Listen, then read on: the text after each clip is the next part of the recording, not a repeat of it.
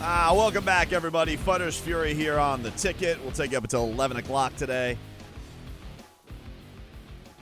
So, one other boxing note I should make from last night is Chocolatito Gonzalez. He won himself another championship, and that was good because a lot of people thought that Ramon Gonzalez was done, and he ended up putting it on Kal Yaffe to win the WBA super flyweight title. So it was a really awesome moment. He whooped his ass. It really, really was a great performance. Only 32 years old, but this is one of those things where everybody thinks that once a guy who is that small hits like 30, the decline is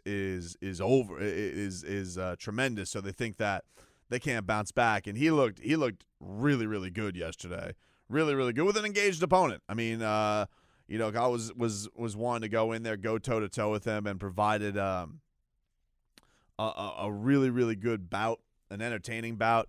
And so Chocolatito finds himself champion of the world once again. Really awesome for him. Feel happy for him. Joseph Parker also got himself a win against Shondell Winters. 5th round knockout by Joseph Parker. He said that he wanted to take on either Derek Chisora or Dillian White next. I'm into both of those fights. I think they both make a lot of sense for Joseph Parker. So sounds good to me. Sign me up for either one of those. Those are really good. And on Friday, Sunrise's Xander Zayas, the 17-year-old top-ranked sensation, he fought for the first time in Puerto Rico and got himself a 3rd-round TKO over Marklin Bailey. He improves to 4-0 with 3 knockouts, so a little bit of a local story to watch there if you guys are interested. I want to get back into Deontay Wilder versus Tyson Fury, and reason being is because one of the great things about this show that I love is the fact that we are on Sunday mornings and have been now for, 7-8 years we've been doing this one. And one of the great things is you get that instant reaction the next morning, and I love that.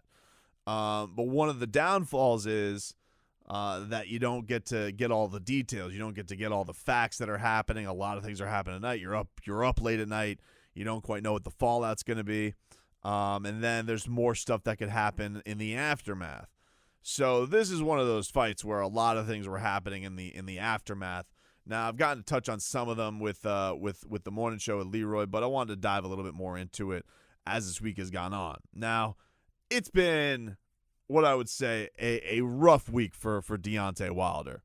And if you guys listened to the show last week, you guys know I went to bat for Deontay. Like, this is a guy who I think was a tremendous champion, took too long to get his just due to make the paydays that he deserved to make because he just had the whole package to me. I mean, this is a guy people are always saying with why they into the heavyweight division, clutch and hold, all that type of stuff. European guys, guys don't talk, no personality. Deontay knocks everybody out. He's huge, charismatic, and was taking on some tough challenges. He was probably brought on a little too slow before he really got his just due like he did against Luis Ortiz and that type of stuff. But even still, I felt like Deontay had the entire package. The guy would turn dudes into memes. And I think, if you go back to the days with Tyson and his intimidation factor, you weren't just necessarily there because of who Tyson was taking on. You were there for the show. And I do feel like Deontay Wilder turned himself into the show. People would be just tuning in because, I want to see if this dude just completely obliterates a fool. So when he lost to Tyson Fury the way he did, inevitably a lot of people are going to come out and they're going to say, this is what happens. Guy can't fight. Guy's not a good boxer. But it was one of these things where I almost respected the fact that Deontay knew he was never going to be the best boxer, but he had more power than everybody else, and that he was going to go for the knockout. That's how he was going to go win fights because he had an incredible success rate of it. This isn't one of those guys where, 60% of his wins are knockout, 70% of it, 95% of the guys' wins are by knockout. One guy's gone two individuals have gone the distance with him. That's it. That's crazy. And one of them was a half second from getting knocked out. So it's had a pretty successful path to him. And a lot of people will go out there and they'll say, well, if you bully him, if you fight back and all that type of stuff, they're not going to be the same. Agreed. But to Deontay's surprise, you had a Tyson Fury who actually was going to come forward and was going to weigh on him and lean on him and be the bully in the fight. If you guys watched Tyson Fury fight, that ain't how he fights. So sometimes you just got to give credit to the opponent and that they out-game planned you, or that they were crazy like a fox, that they were willing to go forward and risk maybe you just loading up and counter him with something. And Deontay wasn't able to come through. But what I was hoping for with him, when he said after the fight, he gave a lot of credit to Tyson Fury, but in the aftermath he said something happened with his leg. I had assumed that he meant something happened in training, that he was fighting through something. I didn't think in a million years that what I would be hearing was that his legs were shot because he came to the ring dressed like a transformer. I was flabbergasted when I heard this. I couldn't believe it. And this is the thing I find even crazier about it. I can't believe that he called up 3 separate reporters to give him that story. This isn't even like something where he was off the cuff and somebody asked, hey, well, what the hell did happen? It looked like you didn't have your legs. No. He didn't do press that night. Everybody thought he was going to go to the hospital, which, by the way, he never did. A lot of people thought that he had a ruptured eardrum. He didn't. He just had a cut. So he decides after reflecting on it that I'm going to come out with the costume was too heavy, and that's why I lost. Now, look, hey, man, I went to bat for you last week. I'm still a huge Deontay Wilder fan. Well, holy crap. I mean, this is right up there with Jeff Kemp breaking his arm because he said he was washing his car. I mean, this is going to be in the pinnacle of sports excuses for a long, long time. I can't believe that he said that. I can't believe he called up 3 separate people to say, my Transformer costume weighed too much. It left me with the dead legs. Mind you, Dillian White just put out a video when he was on Joe Rogan Experience where Deontay says, I do all my workouts with a 45-pound vest on. So I just don't know. Of all the things you could have gone with, just give a little tip of the cap, wasn't feeling great, all that type of stuff. You go and say something like this. I can't believe it. Not only because of how ridiculous it is, but you're going to invoke your rematch clause, which he said he's going to do, against Tyson Fury, who is going to roast the hell out of you the next time you two fight. You're going to tell me you're going to give Tyson Fury this kind of verbal ammunition that you weren't in shape to fight because you wore a costume? That is crazy to me. The other thing that a lot of people are pissed off at is that Deontay said that he was going to fire Mark Breland, that he is not going to allow him in his corner anymore. That his corner has specific instructions to not throw in the towel. And because of that, if you do so, you're going to lose your job. This is a warning that he's given to his coaches before. Now, there's reports that Mark Breland was left crying outside the crying in the locker room. This is his guy. You know, JD's is his guy where he's kind of like the head coach or whatever and organizes it. But Mark Breland's the boxing guy in that camp. Olympic gold medalist. The guy has got a hell of a pedigree. And he saw what we all saw, which was Deontay Wilder was getting his ass whooped in that 7th round. And I got to be honest with you. I know the ref came out, Kenny Bayless came out and said that he thought he was close to stopping it. I thought the ref should have been close to stopping it. It really was looking bad for Deontay. It really, really was. He wasn't fighting back. He had nothing left. Costume or no costume, the guy seemed tapped out. So when I hear that you're going to fire your trainer because he's just saving you from getting a beating, hey, man, you're getting $25 million guaranteed for this fight, right? What are we doing when you're going to say you're going to fire a guy after a night like that because he wants to make sure you're not slurring your words at some point? I just, again, for Deontay, a guy who is handling his first career loss really poorly. And you've now gone with the fact where you've blamed your trainer for keeping you from getting beat up. And look, I know Deontay came out and he said that, I'm a special fighter. And you give me 5 rounds, that's just 5 more rounds, I can go get a win. Look, man, no doubt, if there's going to be anybody who needs less of a window to go get a win, it's Deontay Wilder. He does, people are like, he's well down in the card. Deontay Wilder wasn't going into that fight to win on cards. He could have gone till the last minute of the last round, and he's still trying to go knock out Tyson Fury. However, we can't act like the 12th round of Wilder Fury 1 was going to be the same as it was in Wilder Fury 2. It was. He didn't look like the same guy. Whatever reason he had the legs that he did, he'll blame the costume. I think it was probably a shot that Tyson Fury put on his head, messed him on up, never gathered himself, much like we saw in Ruiz versus Joshua.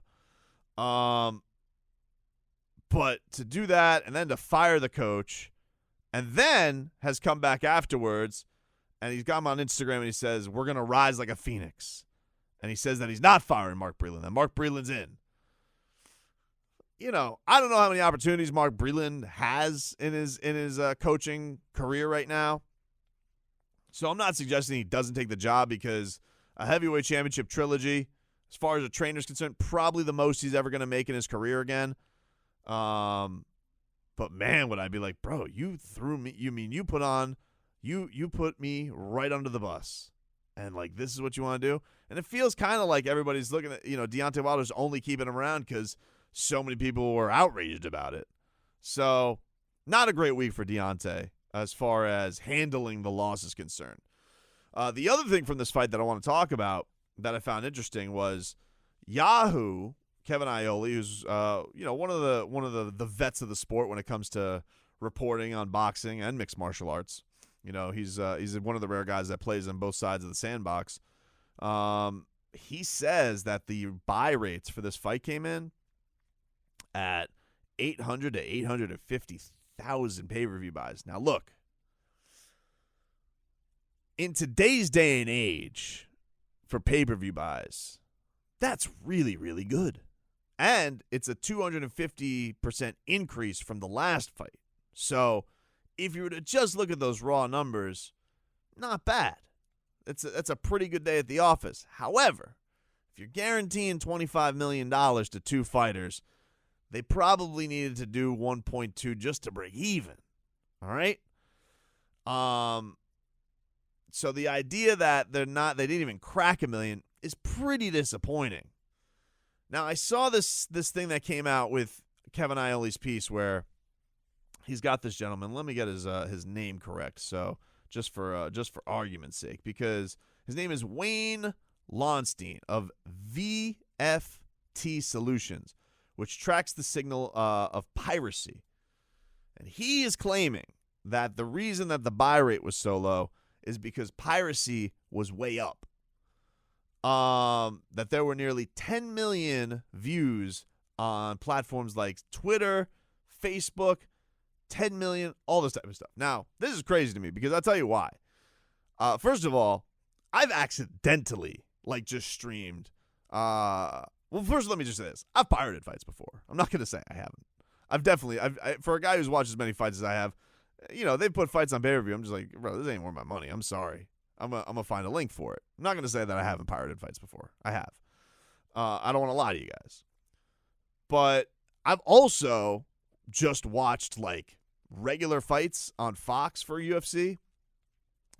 And I've Instagram Live just talking to listeners. And UFC's so on it that if the Facebook hears UFC in the background, they will lock your feed. They won't let you on. And they'll suspend you for 3 days. So I find it crazy that these feeds are happening on Facebook and Twitter and all that type of stuff. I guess you got to have no followers and everybody just happens to go there, I assume. I don't know. So he says that's the main culprit of it. This is why I go no sale on it.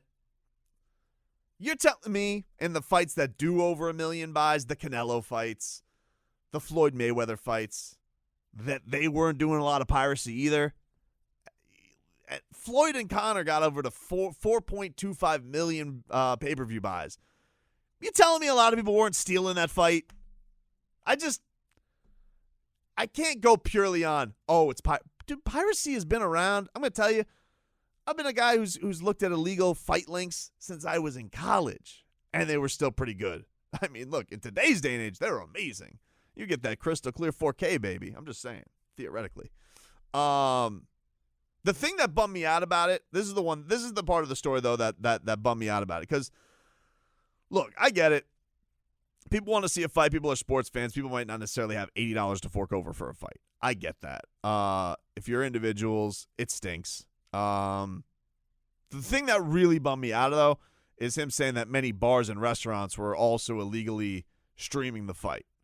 And there's a couple reasons this sucks. One is because the cost for a restaurant or a bar to do it is a lot of money. It's not cheap. Like if you guys go, to the Cheetah and they have their sports line, they got to pay a lot more than the $80 to show that fight. They got to do it by square footage, as many people can show it. So they have to fork over a lot of cash, but it's a good business maker. I was talking to the owner of the Cheetah last week, and he's like, boom, here's a huge moneymaker for us because so many people came in to watch the fights. Boxing and boobies. What's better than that? So if you're stealing it and you're a restaurant, that's more of a scumbag move to me because you're trying to make a lot of money off of these guys fighting, and you're going around the system for that. So if you own a business and you're doing that, that's a rat fink thing to do. The individual who's just like, look, it's hard times right now, Daddy, but I want to watch boxing. I'm not going to crush that person. I get it. They're going to find a link. There should be plenty of people that will make the fight and are going to fork over the money for the fight and are going to pool it. But for them to put those buy rate numbers completely on Piracy, I just can't, I think you just got to accept the fact that it probably wasn't as big a deal as we thought it was. That's it.